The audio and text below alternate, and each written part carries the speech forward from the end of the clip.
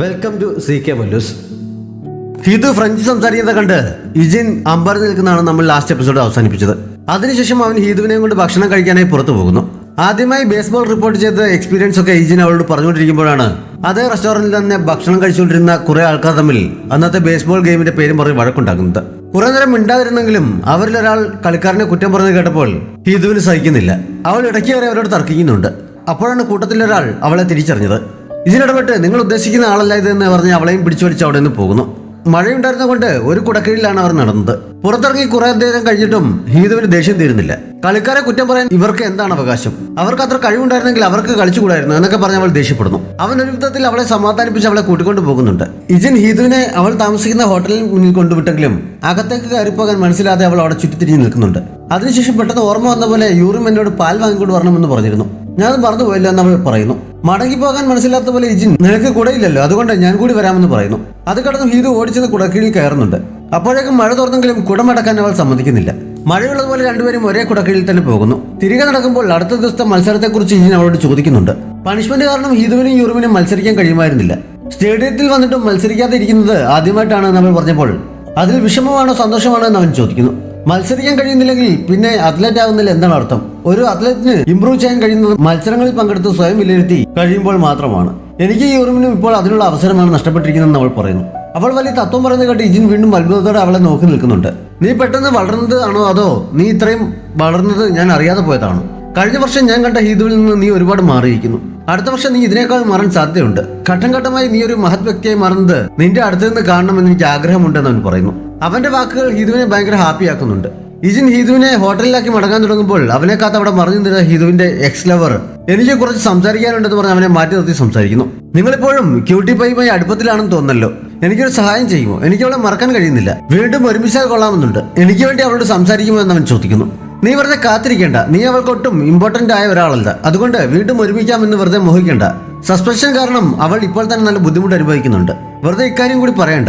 പിന്നെ ഈ cutie pie എന്നുള്ള വിളിയുണ്ടല്ലോ, അത് ഭയങ്കര ബോറാണ്. അതങ്ങ് നിർത്തിയേക്കെന്ന് ഇജിൻ പറയുന്നു. ഇജിന്റെ ഭാവം മാറുന്ന കണ്ട് ചേട്ടൻ വെറുതെ ദേഷ്യപ്പെടുന്നുണ്ട്. ഞാൻ ചേട്ടനെ ടെസ്റ്റ് ചെയ്യാൻ വേണ്ടി ചോദിച്ചതാണ്. കാരണം ഞങ്ങൾ ബ്രേക്കപ്പ് ആകാൻ വേണ്ടിയുള്ള കാരണം നിങ്ങളാണെന്നാണ് എനിക്ക് തോന്നിയിട്ടുള്ളത്. എന്നേക്കാൾ കൂടുതൽ മറ്റൊരാളെ കുറിച്ച് ചിന്തിക്കുന്നതുകൊണ്ടാണ് ബ്രേക്കപ്പ് ആകുന്നതെന്നാണ് അവൾ പറഞ്ഞത്. ആ മറ്റൊരാൾ നിങ്ങളാണെന്ന് എനിക്കറിയാം. പക്ഷേ എന്തുകൊണ്ടാണ് അവൾ നിങ്ങളെ ഇഷ്ടപ്പെടുന്നതെന്ന് എനിക്ക് എത്ര ആലോചിച്ചിട്ടും മനസ്സിലാകുന്നില്ല. നിങ്ങൾക്ക് അവളോട് ശരിക്കും ഇഷ്ടമുണ്ടോ അതോ നിങ്ങൾ അവളുടെ ഫീലിംഗ് വെച്ച് തമാശ കളിക്കുകയാണോ എന്നൊക്കെ അവൻ ചോദിക്കുന്നു. നീ അവളെ മുമ്പ് ഡേറ്റ് ചെയ്തിട്ടുള്ളതല്ലേ?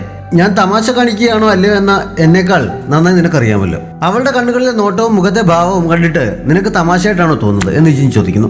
നിങ്ങൾ പഴയതിൽ നിന്ന് ഒരുപാട് മാറിപ്പോയി. അന്ന് അവൾ ആരെയാണ് ഡേറ്റ് ചെയ്യുന്നതെന്ന് നിങ്ങൾക്കൊരു പ്രശ്നമേ ആയിരുന്നില്ല എന്നവൻ പറഞ്ഞപ്പോൾ സാധാരണക്കാർ എക്സ്പീരിയൻസ് ചെയ്യുന്ന എല്ലാം അവളും ചെയ്യട്ടെ എന്ന് ഞാൻ കരുതി. പക്ഷെ ഇപ്പോൾ അങ്ങനെയല്ല കാര്യങ്ങൾ.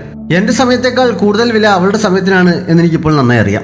ആവശ്യമില്ലാത്ത ഒരു എക്സ്പീരിയൻസ് വേണ്ടിയും അവൾ സമയം പാഴാക്കുന്നതിൽ എനിക്ക് താല്പര്യമില്ല. അവളുടെ ജീവിതത്തിൽ മഹത്തായ കാര്യങ്ങൾ മാത്രം അവൾ ഇനി എക്സ്പീരിയൻസ് ചെയ്താൽ മതി. അവൾ എന്താണ് ചെയ്യുന്നത് എന്ന് അവൾക്കറിയില്ല എന്നല്ലേ നീ പറഞ്ഞത്? അവൾക്ക് വേണ്ടത് എന്താണെന്ന് എനിക്ക് നന്നായി അറിയാം. അത് നേടിയെടുക്കാൻ ഞാൻ അവളെ പരമാവധി സഹായിക്കുകയും ചെയ്യുമെന്ന് ഇജിൻ പറയുന്നു. ഇത് അവിടെ മറിഞ്ഞു നിന്നതെല്ലാം കേൾക്കുന്നുണ്ടായിരുന്നു. ഇജിന്റെ മനസ്സിൽ തനിക്കുള്ള സ്ഥാനം എത്ര വലുതാണെന്ന് അവൾക്ക് ശരിക്കും മനസ്സിലാകുന്നു. അടുത്ത ദിവസം മത്സരത്തിന് തയ്യാറായി എത്തിയ ഏജിക്ക് ഹീതുവും യൂറിമും കൂടുതൽ ആത്മവിശ്വാസം നൽകുന്നുണ്ട്. മത്സരം തുടങ്ങി കഴിഞ്ഞപ്പോൾ അവർ ഗ്യാലറിയിൽ നിന്ന് അവളെ ശരിക്കും സപ്പോർട്ട് ചെയ്യുന്നു. ആ മത്സരത്തിൽ ഏജി തന്നെ ജയിക്കുന്നു. തന്റെ ലക്ഷ്യം നേടിയ സന്തോഷത്തോടെ അവൾ തുള്ളിച്ചാടുന്നുണ്ട്. കോച്ച് അവൾക്കരികിലേക്ക് ചെന്നിട്ട് വിജയിച്ച സ്ഥിതിക്ക് അടുത്ത മത്സരത്തിൽ കൂടി പങ്കെടുത്തുകൂടെ എന്ന് ചോദിച്ചെങ്കിലും ഫെൻസിംഗ് മതിയാക്കാൻ തന്നെയാണ് എന്റെ തീരുമാനം എന്നവൾ അറിയിക്കുന്നു. എന്നേക്കാൾ കൂടുതൽ ഈ അവസരത്തിന് വേണ്ടി ആഗ്രഹിക്കുന്നവരാണ് ഇവിടെയുള്ള ഓരോരുത്തരും. അവരുടെ ചാൻസ് തട്ടിയെടുക്കാൻ ഞാൻ ആഗ്രഹിക്കുന്നില്ല എന്നവൾ പറയുന്നു. അവളുടെ തീരുമാനം മാറില്ല എന്നറിയാവുന്നത് കൊണ്ട് കോച്ച് പിന്നീട് എതിർന്നൊന്നും പറയുന്നില്ല. ഫെൻസിംഗ് ഉപേക്ഷിച്ചാൽ എന്ത് ചെയ്യാനാണ് നീ ഉദ്ദേശിക്കുന്നതെന്ന് അവർ ചോദിക്കുന്നു. വ്യക്തമായ ഉത്തരവില്ല. എന്നാലും ബേക്കിംഗ് ചെയ്തു നോക്കണം എന്ന് എനിക്ക് ആഗ്രഹമുണ്ടെന്ന് ഇജി പറയുന്നു. ഇന്ന് നീ ഇത്ര വാശിയോടെയാണ് നിന്റെ ലക്ഷ്യം നേടിയെടുത്തതെന്ന് ഒരിക്കലും മറക്കരുത്. ജീവിതത്തിൽ ഏത് പ്രതിസന്ധി വന്നാലും അതിനെയെല്ലാം നേരിടാൻ ഇതേ ധൈര്യം കൂടെ ഉണ്ടാകണം. അത് മാത്രമേ എനിക്ക് പറയാനുള്ളൂ എന്ന് പറഞ്ഞ് കോച്ച് അവൾക്ക് ഷേക്കാൻ നൽകുന്നു. അവരുടെ കണ്ണുകൾ അപ്പോൾ നിറഞ്ഞിരുന്നു. ഏജിയും കരയുന്നുണ്ട്. സെങ്മങ് അന്ന് സ്കൂളിന്റെ പരാതിയിലൂടെ നടക്കുമ്പോൾ മുമ്പ് അവളുമായി പ്രശ്നമുണ്ടാക്കിയ അധ്യാപകൻ അവളോട് സ്റ്റാഫ് റൂമിലേക്ക് ഒന്ന് വരണമെന്ന് പറയുന്നു. സ്കൂളിലെ അധ്യാപകൻ കുട്ടികളെ തല്ലിയതും പോലീസിനെ വിളിച്ചിട്ട് അവർ നടപടി സ്വീകരിക്കുന്നതും ഒക്കെ സെങ്മങ് തന്റെ റേഡിയോ ഷോയിൽ അവതരിപ്പിച്ചിരുന്നു. അതിൽ അവൾ അധ്യാപകന്റെ പേര് സ്കൂളിന്റെ പേരും ഒക്കെ പറഞ്ഞിരുന്നു. അതിന്റെ റെക്കോർഡിംഗ് കേൾപ്പിച്ച് അതിനെക്കുറിച്ച് ചോദ്യം ചെയ്യാനാണ് അയാൾ അവളെ സ്റ്റാഫ് റൂമിലേക്ക് വിളിപ്പിച്ചത്. അവൾ ചെയ്ത കുറ്റങ്ങൾ ഓരോന്നായി പറഞ്ഞിട്ട് സ്കൂൾ നിയമം അനുസരിച്ച് അതിനുള്ള ശിക്ഷ സസ്പെൻഷനും സ്കൂളിൽ നിന്ന് പുറത്താക്കലും ഒക്കെയാണ് എന്നും അയാൾ പറയുന്നു. ശിക്ഷയിൽ നിന്ന് അവളെ ഒഴിവാക്കണമെങ്കിൽ മുഴുവൻ സ്റ്റുഡൻസിനെയും മുന്നിൽ അസംബ്ലിയിൽ അവൾ പരസ്യമായി അയാളോട് സ്കൂളിനോട് മാപ്പ് പറയണം. ഇനി റേഡിയോയിൽ ഷോ നടത്തില്ല എന്നും ഉറപ്പ് നൽകണം എന്ന് അയാൾ പറയുന്നു. ഉള്ളിലൊരു കടലിരപ്പുന്നുണ്ടെങ്കിലും അതൊന്നും പുറത്ത് കാണിക്കാതെ ധൈര്യം സംഭരിച്ച് താങ്കൾ ജീവങ്ങളോട് സോറി പറഞ്ഞു എന്ന് അവൾ ചോദിക്കുന്നു. ഞാൻ എന്തിനാണ് സോറി പറയുന്നത്? തെറ്റ് ചെയ്തുകൊണ്ടല്ലേ അവനെ ശിക്ഷിച്ചത്. ക്ഷമ പറയേണ്ട ഒരു ആവശ്യവുമില്ല എന്നും അയാൾ പറയുന്നു. നിനക്ക് കോളേജിൽ പോകണമെന്ന ആഗ്രഹമൊന്നുമില്ലേ? ഇങ്ങനെയൊക്കെ പ്രതികരിക്കുന്ന എന്ത് ഉദ്ദേശിച്ചാണെന്ന് അയാൾ ഭീഷണിപ്പെടുത്തും പോലെ ചോദിക്കുന്നു. ഞാൻ കോളേജിൽ പോകും, പക്ഷേ അത് ഇതുപോലെ നാണുകെട്ട ഒരു സ്കൂളിൽ നിന്നാവില്ല. ഞാൻ ക്ഷമ പറയാൻ തയ്യാറല്ല. ഈ സ്കൂൾ വിട്ടു പോകാനാണ് എന്റെ തീരുമാനം. TC വാങ്ങാൻ ഞാൻ അമ്മയുമായി വന്നോളാമെന്ന് പറഞ്ഞ് അവൾ പുറത്തേക്ക് ഇറങ്ങി പോകുന്നു. വീട്ടിലെത്തി അവൾ അമ്മയോട് വിവരങ്ങൾ പറയുന്നുണ്ട്. സ്കൂൾ വിടുക എന്നല്ലാതെ വേറെ ഓപ്ഷൻ ഒന്നുമില്ലേ? മറ്റൊരു സ്കൂളിലേക്ക് ട്രാൻസ്ഫർ ആയി പോയിക്കൂടെ എന്ന് അമ്മ ചോദിക്കുന്നുണ്ട്. അങ്ങനെ ചെയ്താൽ എന്റെ ഭാഗത്ത് തെറ്റുണ്ട് എന്നാവും അതിന്റെ അർത്ഥം. അതിന് എനിക്ക് കഴിയില്ല എന്ന് അവൾ പറയുന്നു. അപ്പോൾ നിന്റെ ഇത്രയും കാലത്തെ പരിശ്രമങ്ങളെല്ലാം പാഴായി പോകട്ടെ എന്നാണ്?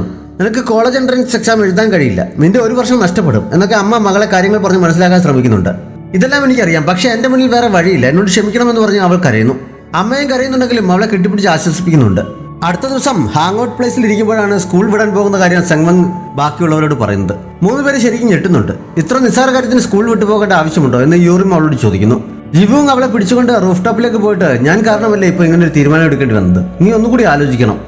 നീ ഇപ്പോൾ സ്കൂൾ വിട്ടു പോയാൽ ജീവിതകാലം മുഴുവൻ ആ കുറ്റബോധം എന്നെ വേട്ടയാടും. അതുകൊണ്ട് ഈ തീരുമാനം മാറ്റണം എന്നൊക്കെ അവൻ പറയുന്നു. നീ കാരണമല്ല നിനക്ക് കുറ്റബോധം തോന്നേണ്ട ഒരു ആവശ്യവുമില്ല, എനിക്ക് ക്ഷമ പറയാൻ കഴിയില്ല, അതുകൊണ്ടാണ് എന്നൊക്കെ സെങ്വങ് പറയുന്നുണ്ടെങ്കിലും എല്ലാത്തിനും പെർഫെക്റ്റ് ആയ നിന്റെ ഒരേ ഒരു വീക്ക്നസ് ഞാനാണ്.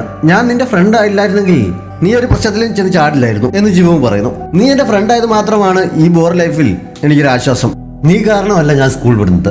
നീ എന്നും എന്റെ നല്ല ഫ്രണ്ട് തന്നെ ആയിരിക്കും. നിനക്ക് കുറ്റബോധം തോന്നേണ്ട ഒരു ആവശ്യവുമില്ല എന്ന് പറഞ്ഞ് അവൾ അവനെ കെട്ടിപ്പിടിച്ച് ആശ്വസിപ്പിക്കുന്നു. TC വാങ്ങാനായി സെങ്വങ്ങിന്റെ അമ്മ സ്കൂളിലേക്ക് വരുന്നുണ്ട്.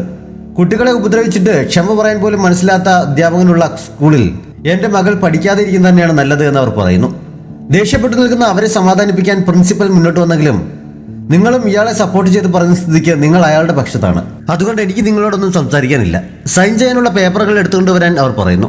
ജിവുങ്ങോട് മാപ്പ് പറയുന്നതാണ് നല്ലത്, അല്ലെങ്കിൽ നിങ്ങൾക്കെതിരെ PTA പരാതി ഫയൽ ചെയ്യും.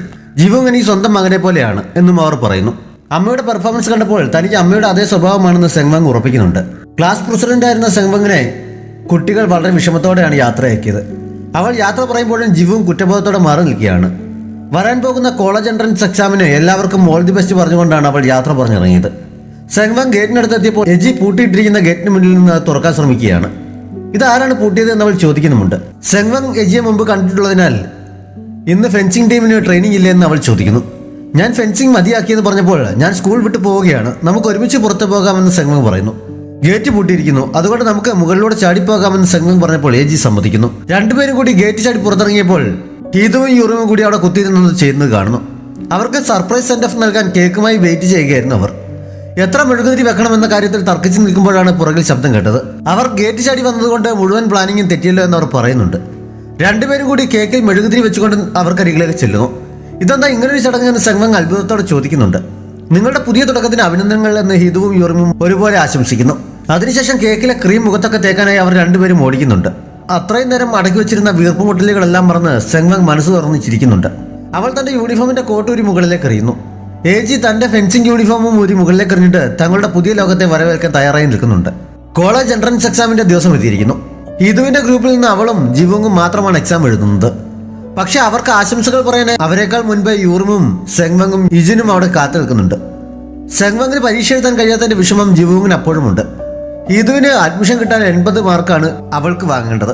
അത്രയും വാങ്ങാൻ കഴിയട്ടെ എന്ന് എജിൻ ആശംസിച്ചപ്പോൾ ഞാൻ അതിൽ കൂടുതൽ വാങ്ങും, എന്നെ അത്രയും കളിയാക്കണ്ടെന്ന് അവൾ പറയുന്നുണ്ട്. കൂട്ടുകാരോട് യാത്ര പറഞ്ഞ് രണ്ടുപേരും പരീക്ഷ എഴുതാനായി പോകുന്നു. ന്യൂ ഇയർ ആയിരിക്കുന്നു. പുതിയ നൂറ്റാണ്ടിന്റെ വരവിനെ കുറിച്ച് പല വാർത്തകളും ന്യൂസിലും നടന്നിരിക്കുകയാണ്. പുതുവർഷം പിറക്കുന്നതോടെ ന്യൂക്ലിയർ സ്ട്രൈക്ക് ഉണ്ടാവാൻ സാധ്യതയുണ്ട് എന്ന വാർത്ത കേട്ടതും ഹീതു കൂട്ടുകാർക്കരികിലേക്ക് ഓടുന്നു. അവർ 4 പേരും കൂടി ഇജിന്റെ റൂമിൽ തമ്പടിച്ചിരിക്കുകയാണ്. പിന്നെയും കുറെ സമയം കഴിഞ്ഞാണ് ഇജിൻ എത്തിയത്. നിങ്ങളിപ്പോൾ പതിവായി ഇതിനകത്ത് അതിക്രമിച്ച് കിടക്കുന്നുണ്ടല്ലോ എന്നവൻ പറഞ്ഞെങ്കിലും ആർക്കും ഒരു കൂസലുമില്ല. ലോകം ഇന്നത്തോടെ അവസാനിക്കുമോ എന്നുള്ള ചർച്ചയിലാണ് അവർ. ഇജിനെയും ചർച്ചയിൽ പങ്കെടുക്കാൻ അവർ വിളിക്കുന്നുണ്ട്. സെങ്വങ് മുടി ചുരുട്ടിയത് ഇജിനെ അത്ര ഇഷ്ടപ്പെട്ടിട്ടില്ല. നീ എന്നാണ് ഇത് മാറ്റുന്നത് എന്ന് അവൻ ചോദിച്ചപ്പോൾ മാറ്റണ്ട, നിനക്ക് നല്ല ഭംഗിയുണ്ടെന്ന് ജിവുങ് പറയുന്നു. ഇന്ന് ശരിക്കും ലോകം അവസാനിച്ചാൽ എന്ത് ചെയ്യും? നമ്മളൊക്കെ മരിക്കില്ലേ? ഇനിയും ഒരുപാട് കാര്യങ്ങൾ ട്രൈ ചെയ്യാൻ ബാക്കിയുണ്ടെന്നൊക്കെ ചർച്ച നീളുന്നുണ്ട്. മരിക്കുകയാണെങ്കിൽ അവസാന നിമിഷം കുടുംബത്തോടൊപ്പം ചെലവഴിക്കണമെന്ന് പറഞ്ഞ് ഹീതു ഒഴികെ ബാക്കിയുള്ളവരെല്ലാം വീട്ടിലേക്ക് മടങ്ങുന്നുണ്ട്. വീട്ടിൽ ആരും ഇല്ലാത്തതുകൊണ്ട് ഹീതു അവിടെ തന്നെ ഇരിക്കുന്നു. വിധിയുണ്ടെങ്കിൽ അടുത്ത വർഷം കാണാമെന്ന് പറഞ്ഞാണ് ജിവുങ് പോയത്. എല്ലാവരും പോയി കഴിഞ്ഞപ്പോൾ ഇജിനും ഹീതുവിനും സംസാരിക്കാൻ ടോപ്പിക്സ് ഒന്നും കിട്ടുന്നില്ല. അവൾ TV ഓണാക്കുന്നുണ്ട്. ന്യൂ ഇയർ പിറക്കാൻ ഇനി 3 മിനിറ്റ് കൂടിയേ ബാക്കിയുള്ളൂ എന്ന് TV യിൽ പറഞ്ഞു കേട്ടപ്പോൾ അവരെല്ലാം അതിനു മുമ്പ് വീട്ടിലെത്തുമോ, ലോകം അവസാനിക്കുമോ എന്നൊക്കെ ഇജിൻ ചോദിക്കുന്നു. ലോകം അവസാനിക്കുമെന്ന് നീ ശരിക്കും വിശ്വസിക്കുന്നുണ്ടെന്ന് ഹീതു അപ്പോൾ തിരിച്ചു ചോദിക്കുന്നു. അങ്ങനെ ലോകം അവസാനിക്കുമെന്നുണ്ടെങ്കിൽ നിനക്ക് ചെയ്യണമെന്ന് ആഗ്രഹമുള്ള എന്തെങ്കിലും ബാക്കിയുണ്ടോ എന്ന് ഇജിൻ ചോദിക്കുന്നു. ഹീതു അപ്പോൾ മറുപടിയൊന്നും പറയുന്നില്ല. പക്ഷേ ന്യൂ ഇയർ ആകാൻ 10 സെക്കൻഡ് ബാക്കിയുള്ളപ്പോൾ കൗണ്ട് ഡൗൺ തുടങ്ങിയ സമയത്ത് അവൾ ഇജിനെ കിസ് ചെയ്യുന്നു. അവൾ അങ്ങനെ ചെയ്യുമെന്ന് തീരെ പ്രതീക്ഷിക്കാതിരുന്ന ഇജിൻ അമ്പരന്നിരിക്കുന്നിടത്ത് ഈ എപ്പിസോഡ് അവസാനിക്കുന്നു. ഏതെങ്കിലും കൂട്ടുകാർ സബ്സ്ക്രൈബ് ചെയ്യാതെ നമ്മുടെ ചാനൽ കാണുന്നുണ്ടെങ്കിൽ വേഗം തന്നെ മറക്കാതെ സബ്സ്ക്രൈബ് ചെയ്യുക. നോട്ടിഫിക്കേഷൻ ലഭിക്കുന്നതിനായി ബെല്ലൈക്കൺ കൂടി അമർത്തുക. Thanks for watching.